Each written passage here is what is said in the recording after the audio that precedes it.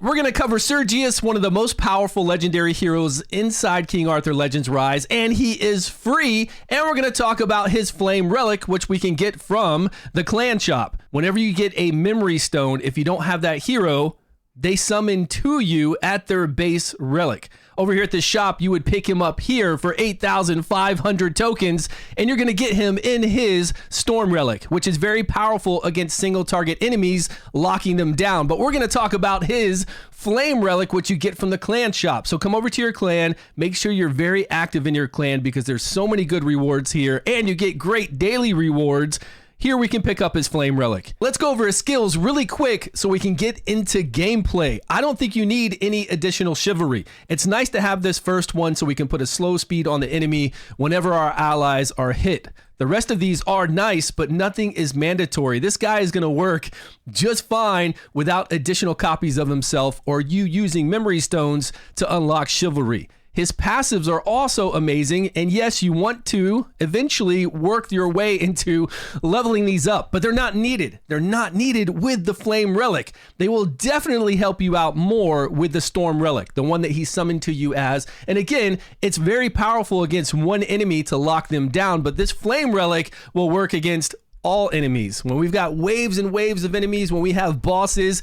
If you're not playing King Arthur Legends Rise, download it with my links down below in the description and come join us in Discord. It's simple. We're just going to use his skill 3 and get a 60% attack gauge increase, which means we're taking turn after turn. This increases his attack gauge increase as well. 60% turn meter increase to take a turn over and over and over. That's all we're going to do, along with Morgan knocking back the enemy's attack gauge, and it's done. You do want to skill this from 40% to 60% because it's a huge difference. I have him in a vigor set along with an accuracy set because when our allies are hit, he does put up slow speed. The accuracy isn't mandatory in the flame relic. All we're going to do really is that skill 3 and we'll be fine. But we do need a vigor set so we can continue to use that since it costs 3 vigor. Morgan's going to go first to knock back their attack gauge. Sergius is going to give us 600 out of our 1,000 attack gauge. That's 60% increase. Now Morgan is almost ready to go again to knock back their attack gauge.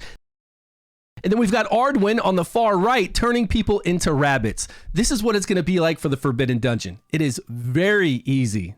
And even if they slipped through and they were really fast with their turn, or Morgan wasn't able to push their attack gauge back, they're going to be crowd controlled. They're going to be turned into rabbits.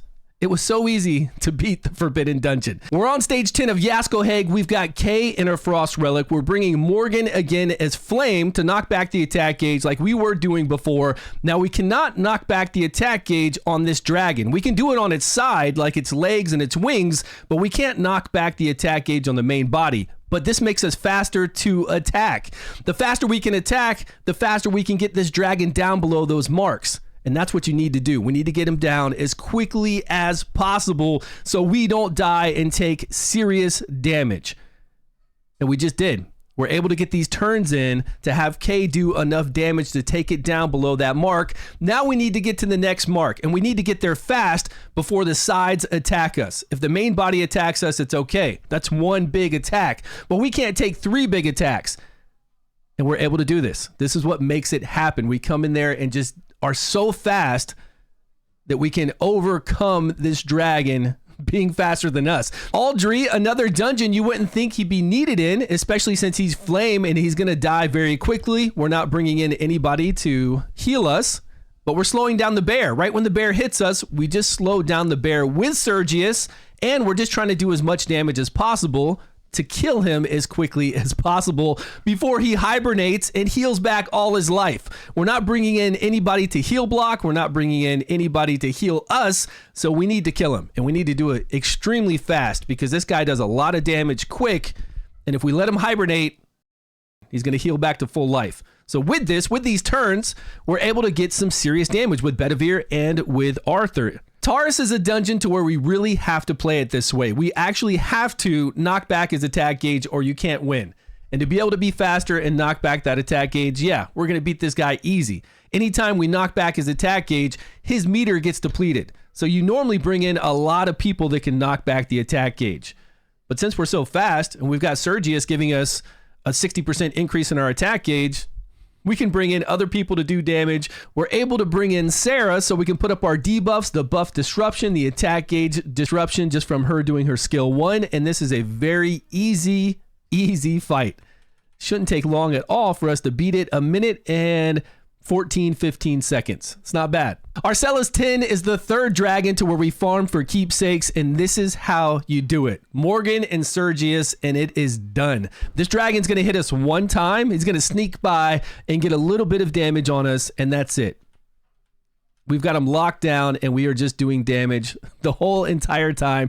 This poor dragon can't do anything. We go to the third phase, same situation. Cornunez, the Master of Death, and Crom, same situation. You just bring in a team like this to do serious damage, and you don't let up on that damage. You just keep going, and you will win as long as you're fast enough and you can knock back the attack gauge. Now, there are a lot of bosses that I'm not showing you that you can't knock the attack gauge back with, so obviously we can't use him there, but there are so many that we can, and so many situations where you would use this. The Forbidden Dungeon just makes it worth it. Alone makes it worth it because it's so strong in there, and people are having a lot of issues with different floors in the Forbidden Dungeon. This makes it the easiest way to beat that. And then all these other dungeons, it's simple. Then you just come in here and you do faster runs. You bring in pure DPS, just damage. I put this little clip in here for Arena. I don't think he's really used there, but why not? If we're fast enough and we take control right away, and I increase the attack gauge of my DPSers, and I can get in there and get my damage done, pick up Sergius from the Coliseum, go in there and do Arena every day, get him from that shop, and then get his Flame Relic from the clan shop. I'm going to show you the gear on these heroes at the end of the video, and if you're not playing King Arthur Legends Rise, download it with my links down below. Thanks so much for watching, everybody. Appreciate your time, your love, and support. Join our Discord, that's down below as well. And I will see you all in a video soon.